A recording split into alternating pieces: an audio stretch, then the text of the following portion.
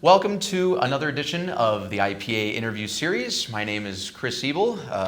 I'm the son of Polka Hall of Famer Craig Ebel and the youth advisor of the IPA, and I'm excited to interview this year's Pioneer category, Mr. Peter Wendinger. How are you? Hi, Chris. Good to see you. I don't know, the first question I would say, when did you hear your first polka? Well, I grew up on polka music, and it was in the house every day. My folks were great friends of all the bands that played out of the New Ulm, Minnesota area. And for instance, KNUJ used to be called the Polka Station of the Nation. And they organized or started with a polka band in May of 1949. Wow. Well, I was born in April, a month before. Oh, wow. So wow. I had the folks had the radio turned on when I was a month old. Wow. Wow. Did your parents play any instruments? No, they did not, but they were great friends of the polka bands. The bands were out at our farm all the time and visiting, and my dad and mom went to all the dances, and they dragged my brother and myself along with them. So we were at every dance. And you and Paul are the only kids? We were the only two boys, okay. Yep. And my folks were married, 13 years before I came along. I was the oldest. Okay, and then Paul was a couple of years a year and a half younger. Okay. Yep. Okay. So what was like the main radio station? It was KNUJ, but also was there any? Well, WCCO. They used to do the Whoopi John broadcasts. Yes, and they did on their morning program. They always had a song or two of polka music. When you were milking cows in the morning, that was on. So. Yeah, they started doing that with K-Check now. Yes. I think it's every Friday morning. Tom Getzinger brings a live interview. Yeah. I did that with my dad once, and then Grandpa actually did one. I was surprised he got up that early. Oh. So, growing up in farmland, what did you do in the farm? Did you do more animals, or was it more? Well, when I grew up, yes, we had chickens and cows, hogs, and when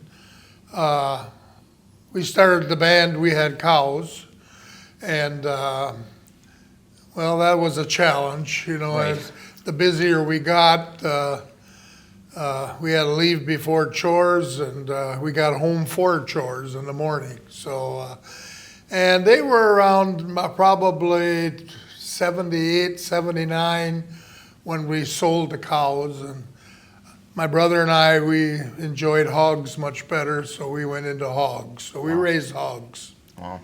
And you said you went into the service. I was in the service, the National Guard, kind of roped into that. When I was a freshman in high school, we had a gentleman, Red Slanders, that played drums on the band. And he was with the National Guard, and Red always says, go down to the armory and sign up or get your name in. And the Vietnam War was going on. And, well, as a freshman, I just thought the Vietnam War, that'll be long over with before I get to be a senior. Well, 3 years goes by pretty fast. Right. And all of a sudden, one day, the first sergeant called up and says, come on down, your name came up. And I said, I don't have my name. Come on down, your name came up to sign up. Well, as a junior in high school, it was a reality that Vietnam was still going to be on. Right. And I went down to sign up, and what I really signed up for was the National Guard needed a concertina player at guard camp.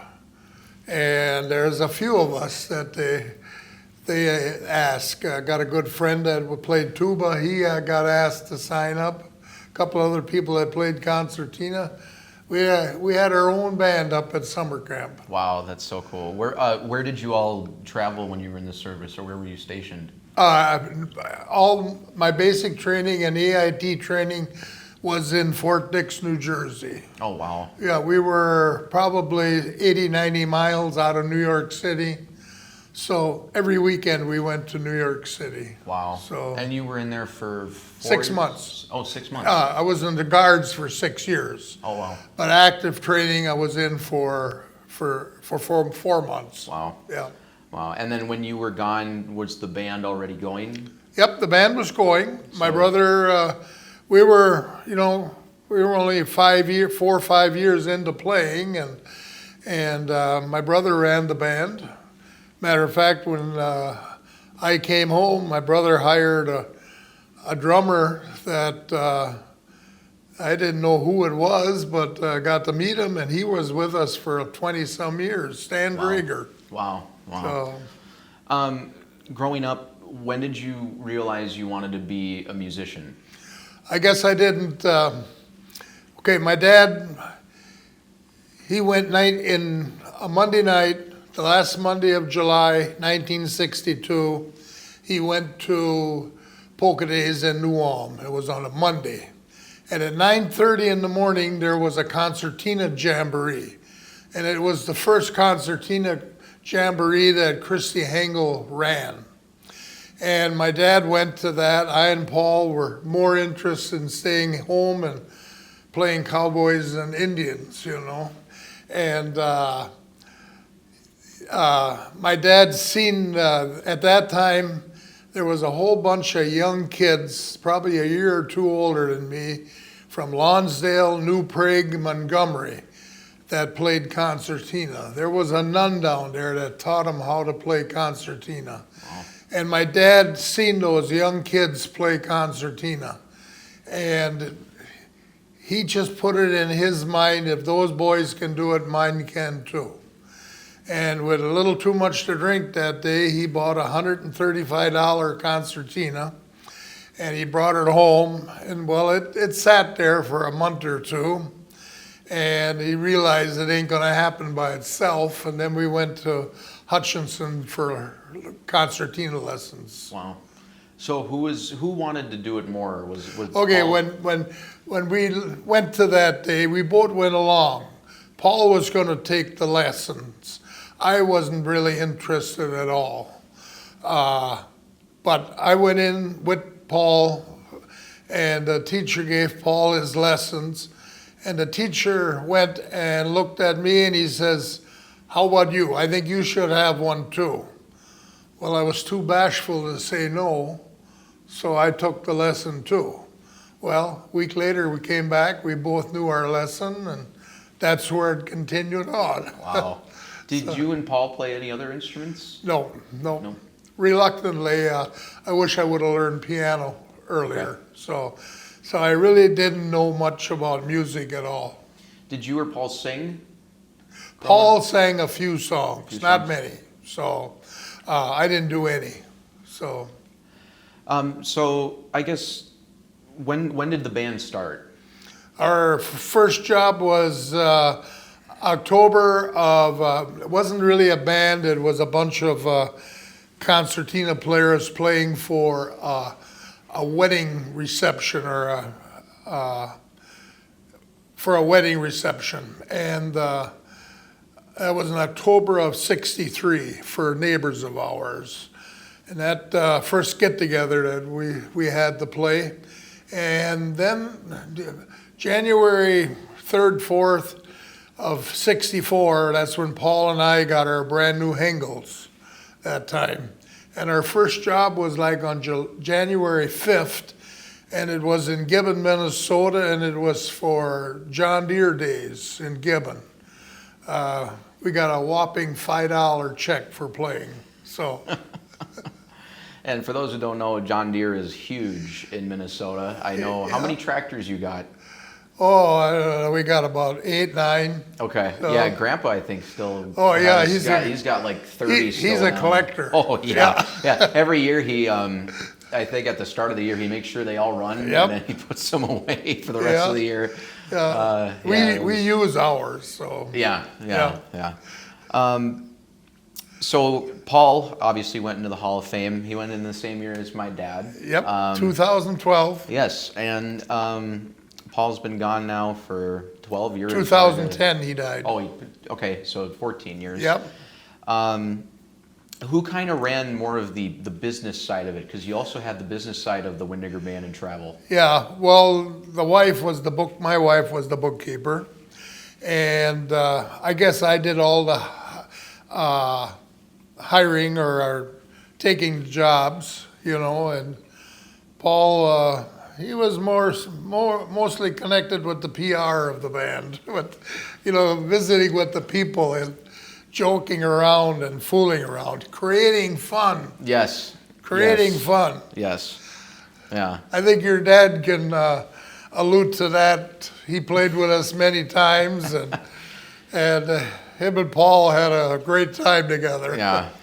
He actually he told me when he played for you guys, I think was it last year or earlier this year, where he Rogers, Minnesota. Yeah, where he showed up late. He didn't. Yeah, realize he had it the was, wrong week. Yeah, he didn't realize it was that week, and I don't know how he got there, but man, he's. Yeah, well, I called him. I told him what side the building we're going to be on, and he said, "Is that this week?"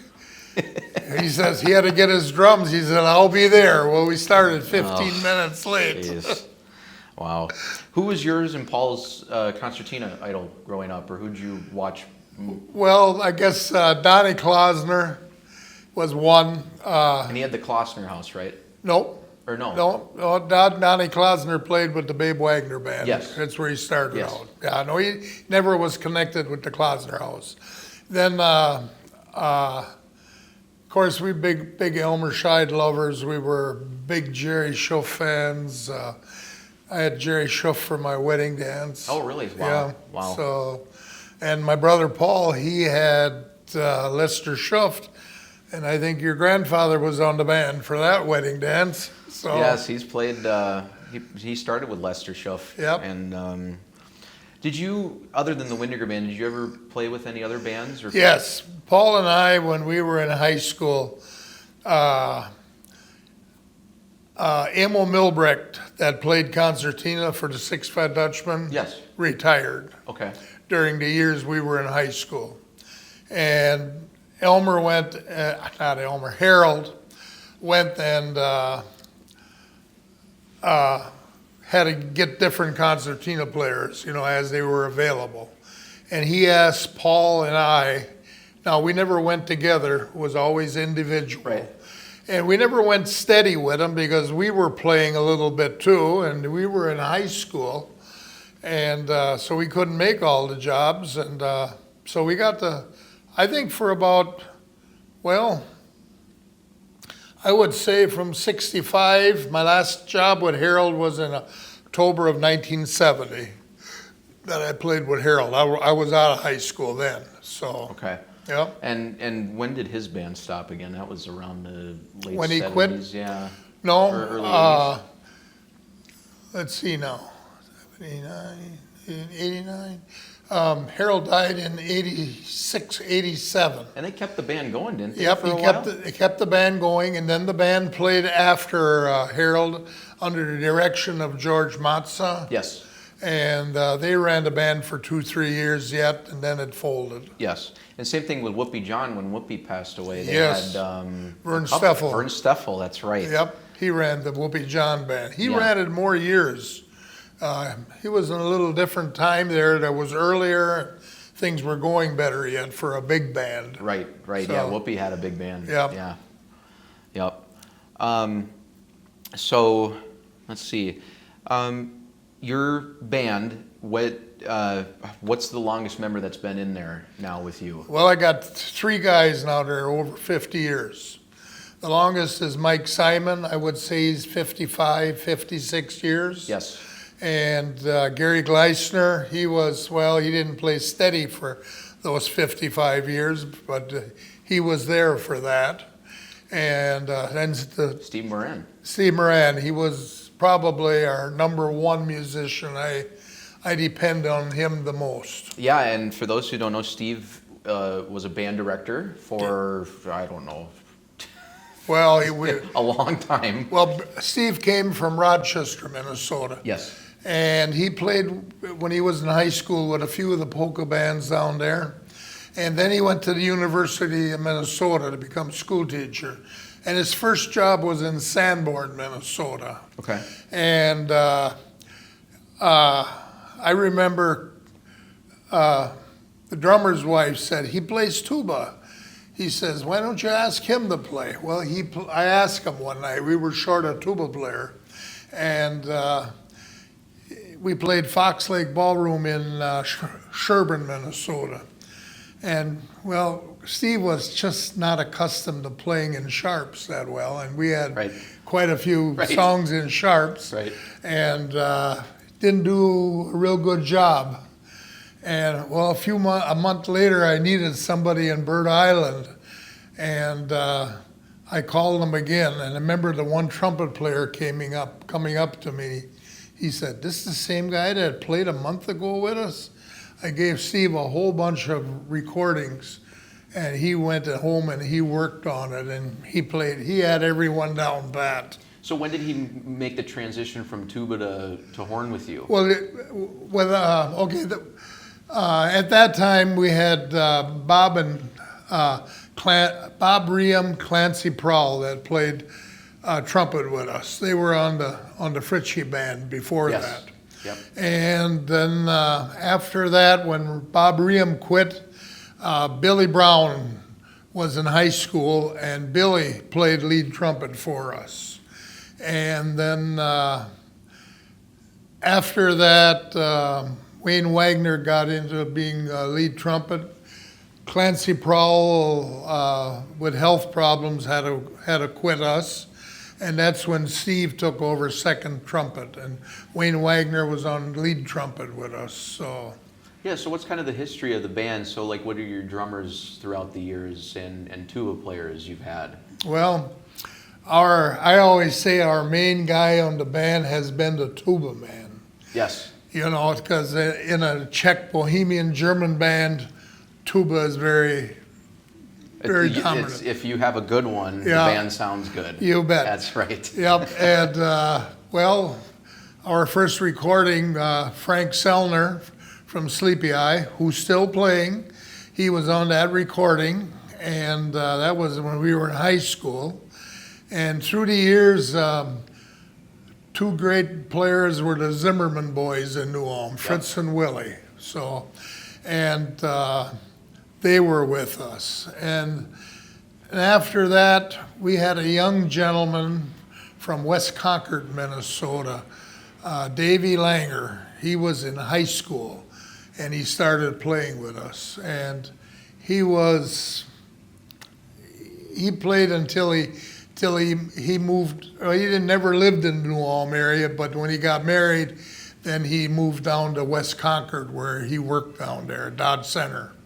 And so he must have played 5-6 years with us. So, and unfortunately, he got killed on us in a gyrocopter accident. Oh. So, and then Cliff Rasmussen played Yes. with Fez Fritchie. Yes. he Billy was a good one. Rasmussen still plays. Yes. He was with us. And well, then the longest member of the band, Mike Simon, that's how he started out in the band, was on tuba. And well, he wanted to get to the front row, so he learned trumpet. So And then recently you've been having Gary Bud Schrader play with you guys. Yep. And he's, Gary was in high school just finishing high school when he started. Well, that's got to be, what, 30 years ago, 35 years now? Yeah, and he's been off and on the band. Yep. What about your drummers throughout the years? Drummers, trying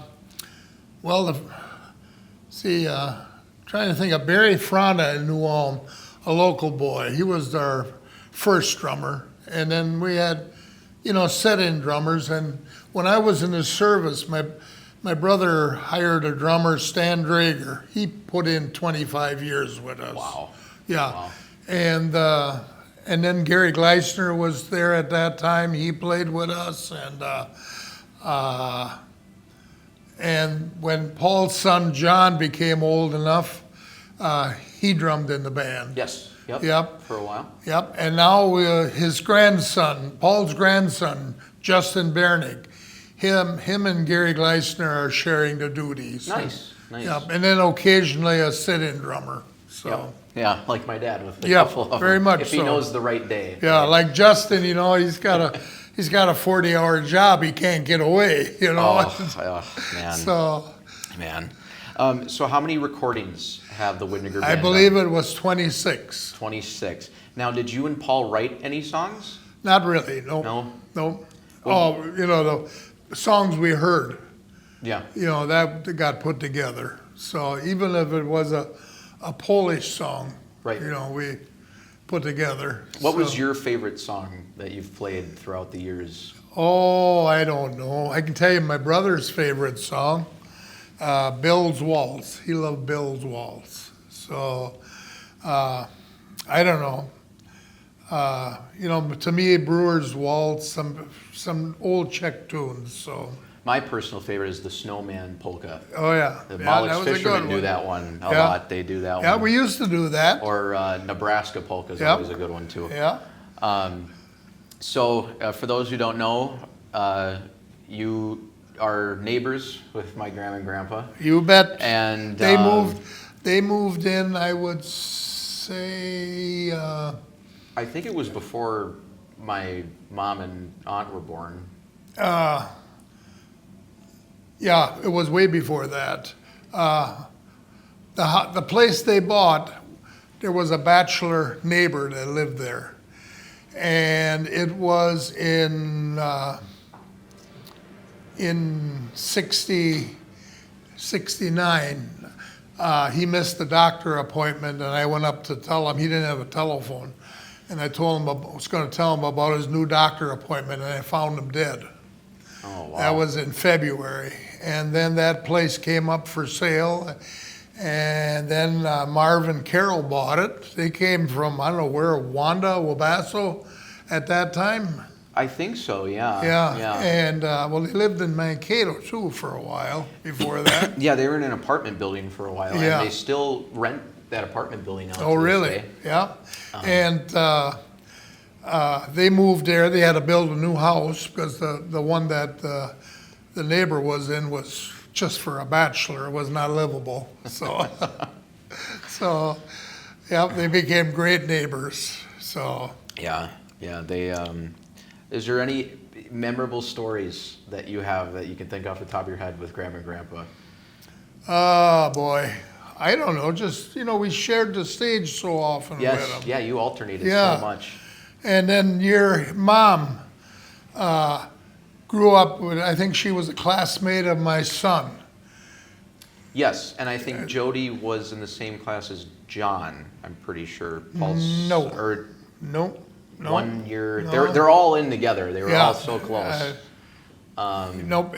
What do you call it? Paul's son, Joey, and my son, Scott.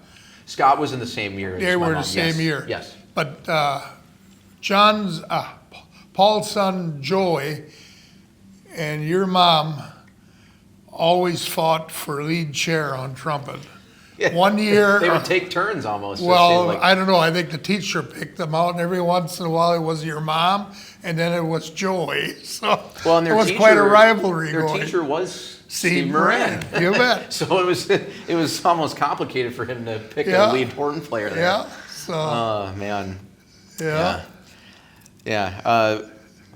When you recorded, where did you record at? The first one was up in the Twin Cities. It was on the Lone Star label. It used to be Pleasant Peasant before that. Okay. And it was through C.B. Brown. Clarence Brown is the one that ran that at that Yeah, time. there used to be a lot of bands that went there. Yeah. And then after that, all of a sudden, Czech Records from Omaha, Nebraska came to be. And they came up to Polka Days, and they seen us play, and they asked us to be on their label. Wow. And I think we did 3 records with Czech Records. So we did them down in Omaha. And then after that, we did one in Cedar Falls, Iowa with Johnny, and we did 2 or 3 of them with him, with Johnny Durham. Yeah. Yep. And we did 3 of them with him. Well, then Johnny passed away. And I know we went to a company right out of that same area, a little further south, Janesville, Iowa. And we did a couple there. And then at that time, Jerry Minar and JB Productions came into view down in New Prague. And we did umpteen recordings with JB Productions. So, and then after that, Jim Strelke up in Watertown, Minnesota, got a studio going, and I think our last 5, 6 albums were with Jim Strelke. Wow. So you mentioned polka days, and Polish people don't know, but probably your favorite place to play would probably be Gibbon, I would think. Well, it started out, I'll tell you a little bit about where polka days started out. There was no polka days until New Ulm had polka days. Yes. Yep. And how that started out was the main street got paved, and in the ballpark they had 8 bands play for a dedication for the street. And well, the following year they moved it up on the street. And at that time it only could be New Ulm bands that could play polka days. Right. And here when we started playing, they asked us, that was an evening event on a Monday night. Now remember, population of New Ulm was 15,000. This was on a Monday night, and there was 20,000 people there. Wow. On a Monday night. Wow. 6 bands playing the street. There was a parade before. Well, a couple of years later, they went and had music during the day. And we played at 9:30 in the morning. And that's when the Concertina Jamboree started. Do something on Monday morning. So then a second one started up, Bill Brown. He started a Concertina Jamboree. So there was more things going on in New Ulm during the day. So, and then all of a sudden, I forget what year it was, 67 probably, the Babe Wagner Band decided to quit. And they were one of the featured bands. Right. And the chambermaid called Paul and I and asked us to have a spot on the street in the evening. So, well, we did. And, well, at that time, we were just a concertina band, tuba, drums, banjo. And my dad thought we needed a trumpet player, and that's when he asked Bob Riem, who he was friends with off the Fritchie Band, to sit in with us. Well, he played that job that night, and then he said, well, I got a good friend, Clancy Prowl, he would like to play too. And, well, after that, we had 2 trumpets, and that's, for the most part, how we're still going today. So Polka Hall of Famer Cliff Hermel Yep. started Gibbon. When did that start? Okay, I might be a little mixed up on my dates. The last 1970 or 71, New Ulm did not have a polka day. And then they came along with what they called a concert, Musikantenfest they had. And that lasted 1 year. Well, before Polka Day in New Ulm quit, Cliff Hermel decided to have a Sunday night polka jamboree. And that's when he got everybody there for the polka jamboree. And that was on a Sunday night. And when New Ulm quit, Cliff Hermel stepped up to the plate, and he was going to have a polka day out there. And it grew. It was just a Saturday, Sunday. Yeah, it was like a week long at one point. Yeah, you bet. It was Thursday through Sunday, or Oh. Wednesday through Sunday. And I think he got to, 4 ballrooms or 4 rooms of polka music at one point? And a tent outside. Yes, that too. And that's Yeah. when they decided to start doing a parade. Yep, 4 o'clock parade. And I know just how that parade started. My brother Paul and Cliff Hermel, they had I know, was it a musicians union convention down in LA. And they went to Disney World Land down there in LA. One day, Disney had the 4 o'clock parade. And that's when they came back and Cliff decided to have a 4 o'clock parade. Wow. And that was off of Disney's 4 o'clock parade. I didn't know that. Wow. Yeah. Wow. So So Gibbon was a big thing. And then also in New Ulm, when did Bandwagon start? oh, I remember it was before I was playing. I remember going with my folks to the studio when the studio came on.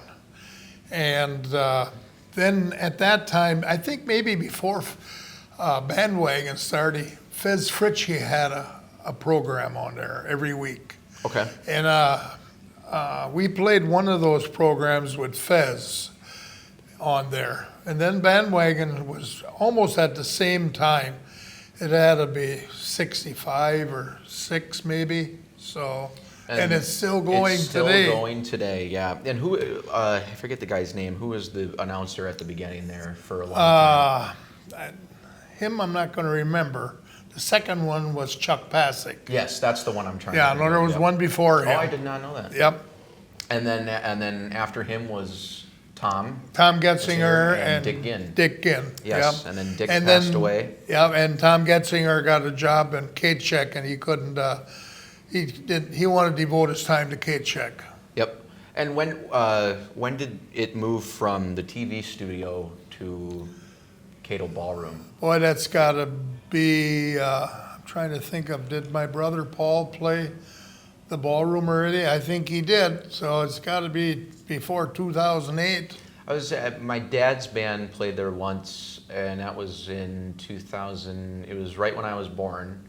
I was just a little baby, and they had me on the show actually. So it was at the TV station at that time. At So that maybe time. like 2007 it changed. Okay. Yeah. Yeah, it had to be in that time. You've probably played Bandwagon.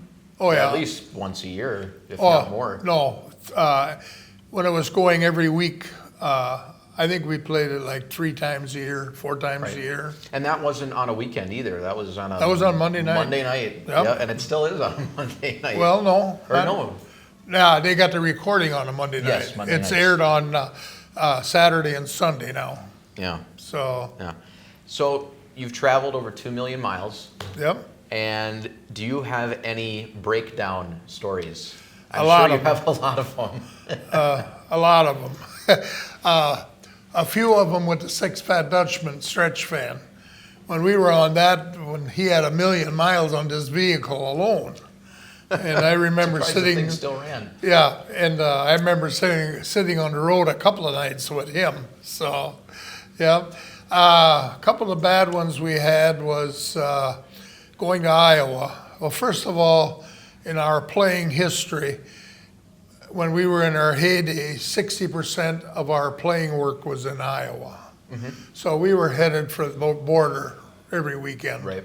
And one time we were supposed to play over in that Dubuque area, and the band for some reason was traveling in 2 vehicles, one in the van, another one that was coming. They stayed at a different place the night before, where we played in Wisconsin, and we were supposed to meet in Dubuque area. And right on the intersection of 65 and number 3 down there, our van stalled, and we tried getting it going, and carburetor spit back, and we had a fire in the van. Oh, Yep, and well, we got all the instruments out, but and a gentleman, a truck driver, came along with a fire extinguisher and made it out. Well, we were able to repair the van. We shouldn't have, but we did. wow. So, and then another bad accident was in 2000. 10, I believe it was. Going over, Paul was sick already, and he wasn't able to be in there. And over in Wisconsin Rapids, we were playing 3 nights in a row without sleep, and I fell asleep and he put it into a bunch of trees. And that's when Steve Moran got hurt real bad. I remember that. Yeah, he went Yeah. to, or where did he go? Well, he was in Marshalltown, Wisconsin right. for I a while, forgot. and then he got transferred up to, was it Bethesda? It was right behind the state capitol. Yeah, we went and visited him a couple times. That's Yep. right, I remember that. Yep. That's right, wow. So what was your favorite job that you've ever played? Do you have one that sticks out? Yeah, I guess I would have to say the Farm Progress Show in Washington, Iowa. And how we got that job was, it was for the fertilizer division with Standard Oil. They were in the fertilizer division for a while.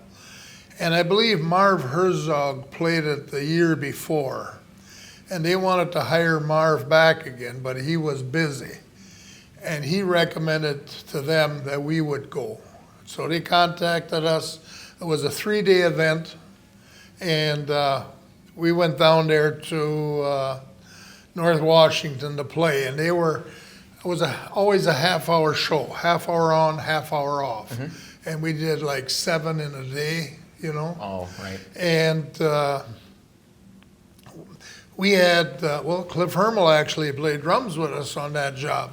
So anyway, Marv Herzog told us, he says, make sure you take plenty of recordings along.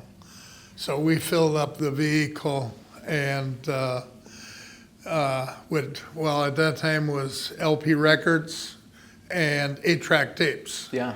you know, and we sold that like you wouldn't believe. I believe we sold, that was 3 days, and that's when he was sold records for $10, you know. Right. You know, So if and- you would have done that today, you would have Yeah. been a millionaire if you sold all And those. anyway, I think it was 3 days, we sold $9,000 worth of product. Wow. Wow. So the Unbelievable. van must have felt light on the way. Yes, it did. Yes, it did. So in Minnesota, I mean, there's ups and downs in weather. What's like the coldest gig you've ever played? I think the coldest one was down, if I'm going to remember the town, Lone Rock, Iowa. And it was in probably October, and it was outside, and we were right underneath the bank clock. Okay. And we played there, was hardly anybody there, and a little bit of a breeze, you know. And I think before we quit, the clock hit 29 degrees. I remember Mike Simon playing tuba. He had a blanket over the tuba and himself. Oh yeah, well, and trying to keep his lip warm Yeah, too. very Oh. much so. Okay, well then, what about the warmest gig you've ever played? Oh, boy. You've played Arizona. Yeah. No, they weren't warm. They were in the winter. Well, So that's they yeah. were- Well, it's still they warm were down there nice. during the winter, though. Yeah, it was nice. So, I don't know, probably some of the stuff at the Bell Ray, we played a couple of festivals there outside. They were awful hot. Yeah, and was that when my grandpa owned Nope. it, or Nope. Jamber? Chamber. Yep. Yeah. So my grandpa, Elhard Ebel, built the Bell Ray, and then he sold it to Jamber. I don't know, in 1971 maybe. I think Could it be. was. Yeah. And then This was in the 80s when Yes. Jamber had the Boca Festival. yeah, and Jamber, he ran so much stuff there, and I think I forget when it ended, in the 90s. I think when Yeah. the 90s it ended. Yeah, that was a. And then another one would be the rainiest. The what? The rainiest gig. Oh, the rainiest gig. I guess probably not the rainiest gig, but there's different festivals that started because of the Gibbon Festival. Mm-hmm. And another one that was really popular was Durant, Iowa. Yes. And that was on the street. They closed down the major highway number 6 down there. And there was like 4 or 5 bands that played there. On their second year in the evening, and that was a Friday, Saturday one. And on Saturday night, I remember they went and it started raining. Not real heavy, but it couldn't be outside no more. Pioneer had a big storage shed there, huge. And they were going to move the bands in there. And, well, they thought more bands could play in there at one time. Well, that didn't work. It was acoustically, it wasn't good. And they had to limit it to like a hour apiece, you know, and move 6 bands in there. Well, it went till 4 in the morning for the bands to get done. Wow. So, wow. I think they did that one year at Ellsworth. They tried to do that as well, try and put that's another big fest. When it would always rain there every year. Yeah. And they tried. One thing about Ellsworth, I can't remember them ever having 3 nice days in a row. Oh, no. Never. It was either really hot or it was raining. Yeah. And I think one year they tried to put all the bands in that one hall, and you couldn't fit anybody. Didn't fit, yeah. What, throughout the years, what's your favorite recording you've ever done? Oh, boy. That music from New Ulm probably was one of our best sellers. That one, and then we put a straight concertina solo album together one time. Mm-hmm. That basically Buttons, that was a good one for us. So, another one that I enjoy a lot, you know, we're German descent, but we're actually playing a lot of Czech music. Mm-hmm. That's what we're really known for. And we had one album that we put out called Sometimes I Wish I Was Czech. And that was very popular. And then we did the good old New Ulm tunes, Czech tunes, you know, and that was a good seller for us. You know, one thing that has changed through the years is, you know, back in the 70s and 80s, you could go to a polka festival and you played waltzes and maybe played 2 waltzes and then all of a sudden another 5 polkas, and you did that all day. Now we go to a polka festival or even a dance, and we got to play 1/3 polkas, waltzes, and maybe only 2 polkas. So, and then all 2 steps, foxtrots. So, I was gonna say, so you're the 8th inductee now from New Ulm. Yes. I'm trying to think. Let's see if we can name all the names. Okay, the first. So. This is not the way they were inducted, but the first. No, not the order. Yeah, the first one that was just inducted here a couple of years ago, Babe Wagner. Yes. And Babe died in September of '49. Yeah, and then his brother Swede ran the band. Yes. After that. And Babe, I mean, he should have been in years before ago. that. Yeah. And my dad actually got hit. That was COVID year. I think he went into the Hall of Fame. I think so. Yeah. And then obviously Paul. Yeah. Brother Paul was in 2016. Harold was the only one that went in the living category. So Harold was able to attend that. It's Harold Luffemacher. Mm-hmm. So Elmer Scheid has gone in the deceased category. Yep. Cliff Hermel, Fez Fritchie, missing one yet, I think. You, and that's 7. So. Yeah, I don't know, I'm lost right now. Well, now we got to think of the 8th one there. Whoopi John. Yeah. Yep, Whoopi John. Yep. And he went in the deceased category too. Yeah, and he was one of the first ones. He was grandfather of the polka music. Yeah, yep. Especially in the Midwest. You bet. I mean, they were a great band. Yep. He had some good. That was kind of the first thing was WCCO. They would do broadcasts from the Whoopi John show. You bet. That's how polkas really became big in Minnesota. And yep. My dad always tells the story. The announcer was Clawlin Clark. Yep. And he became Axel. Yeah. Axel in the Treehouse, which was one of the Kids shows. kids shows in the morning, and Yeah. he started with Whoopi John. Yeah. Yeah, what do you call it? They always, every Saturday night, they record live the show from what ballroom out between Minneapolis and St. Paul? American House or?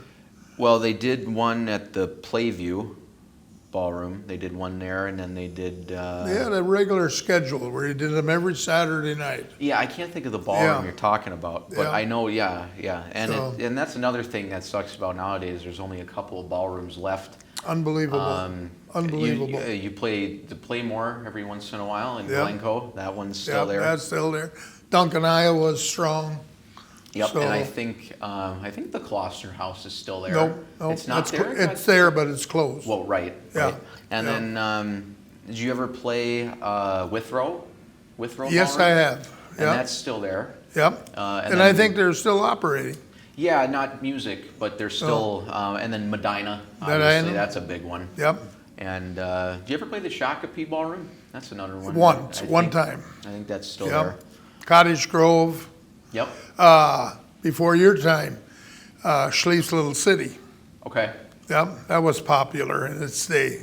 So, yeah. And then it's And not- then a lot of times the Playmore Ballroom in Rochester, they had one in Faribault. Can't think of the name of that ballroom. We never played it. It was just a hair before our time. So, And yeah. then not a ballroom, but they always had the Kaler Polka Fest Yep. in Rochester. yeah. That was one. And then what was the other one that everybody plays is the Steele County Fair, Yes, which is Very I think, popular. Isn't it like the biggest county fair It is. in Minnesota? by far. Oh, it's huge. I remember I'd play with Grandma and Grandpa, and then you would play. Ray Sands. Yeah, we would played. play. 2 years ago, we played opposite your mother with the I Polka Band. Yes, yeah, they Yeah. still do polkas there. Yeah, that's right. Yeah. That's right. Yep. Yeah, and that was another fest that always was rainy. I thought growing up playing with them, with Grandma and Grandpa, the Steele County Fair. That was Oh. always a rainy. Oh, really? A rainy day. Yeah, no, we had one time it got rained out. We were supposed to play there, and that night before they had 7 inches of rain. Oh. So the entertainment never happened that day. I think that was one of the years that I was Yeah. there too. Yeah. There you go. So, Well, I guess to wrap it up, I was going to ask a question. This is kind of to finish it up. What would your advice be to a young person that's getting into polkas as now a Hall of Famer? What would your advice be on them trying to make a name for themselves in polkas? don't know for sure. I don't think it would, to work more where you travel a lot, it's to the point where you got to have a full-time job. Oh, yeah. And so you're limited on how far you could go. We were on the farm, and we did play 5 states. And that's one of the reasons why we had so many musicians, because we had to find people from that area to play the job. So, but Paul and I could get away being on the farm, and it works. You take a couple of New Ulm bands that are really doing good for themselves. Dane Molden, Yeah. he's playing a lot, but he's limiting his area where he's going to go. Right. So, Right. And like Nate Fredrickson you bet. is another one that's continuously playing. Yep. Yeah, my uncle Leon. He's still- playing. He still plays. He plays ton. a lot yet. He's Oh, he's man. probably New Ulm's #1 band right now. Oh yeah, by far. Yeah. Grandma and Grandpa still play a lot, but they play the senior homes. Yeah. So they don't do much. And Yeah. I don't know if my uncle Larry plays as much anymore. Oh yeah, he either. still plays. Yep, we play opposite him. Going to be playing opposite him on a farm here in November down in Cologne. Wow, wow. And then, is there any Helget boys that still play? Oh, I think there's a few that play concertina. The main ones, Johnny, Leon. They're gone. So, Right. yeah. I always thought it was cool watching Leon play, because he would count off a tune, but he would do it with his tongue. Oh, really? That's how he Oh, would start. no, I a tune. didn't know that. Oh, he would do that all the time, and he would play another popular area is Carl's Corner. Yeah.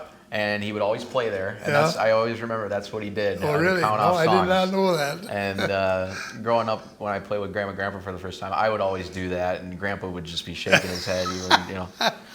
But well, I think that's all the questions I had. You got anything else you want to share? No, I guess I'm good to go. Yeah, and again, it was an honor presenting for you. I know, I'm sure Chuck will watch this. Chuck Stastny was supposed to be your Yeah, speaker and got stuck in Charlotte, but Yeah. that was a great time getting you inducted, and now it's time to work on some other Dutchman people. you bet. Like You know, I always said this, you know, when we started in '64, for the most part, we missed the heyday of polka music. The bands that were playing full-time were not playing full-time no more, you Right. know. And when I grew up, there was only 3 bands that were playing full-time. And that was the Six Fat Dutchmen, Clem Brown, the Jolly Lumberjacks, Roger Cadet. Norm Welke tried to get into that category, just never got it done. So, and then, well, but on the other hand, that's about the same time the polka festival started. And all the bands were invited. And the bands were no longer competition. They were all friends. We didn't care if anybody was going to show up or not. We had our own party there. And that's what made the fun for the people that showed up, because we had our own party going on between the bands. That's awesome. Yeah. That's awesome. So for Polish people, it was, 60s, 70s was heyday, but for Minnesota it was 40s, 50s. Yes. But even 60s and 70s, it was, still popular with Fez and actually Fez Fritchie played my grandparents' wedding. Oh, really? Ebel. I didn't know that. Yeah, they played, and it was cool for my dad because you know Cedric Soley, Very much so. and my dad got to play a gig with Cedric with Barefoot Becky, and it's like he got to play with someone that played in his wedding. in his parents' wedding. But yeah, it's definitely changed for sure. But again, there's always, and I always say, especially after COVID, because that kind of, especially for Dutchman music, it kind of, a lot of people got killed off, and it was unfortunate because we were on an upcline, I thought, and but coming from somebody young, I don't think it'll ever die. It never will. Absolutely not.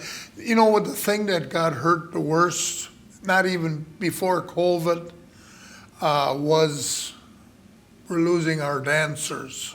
Yes, that too. Dancing is not much of a form of entertainment though, where you go weekly. We lost ballrooms, a lot of them. And now, even for ourselves, what are we playing? We're playing mostly in the summer. We are playing county fairs, music in the park, Church festivals, a few dances. Oktoberfest. Yeah, 80% of our jobs are outside now. I know. We're not even in a building. Right. So. Which music I think sounds better in a ballroom anyway, Yeah, especially absolutely. Dutchman music. Yeah. So we always could play for their dancers. So. Right. Yeah, and all the dancers are getting up there, and Yeah. But it'll still keep going. It'll still keep going, and especially for Dutchmen, there are some young guys that are. The Dietz boys.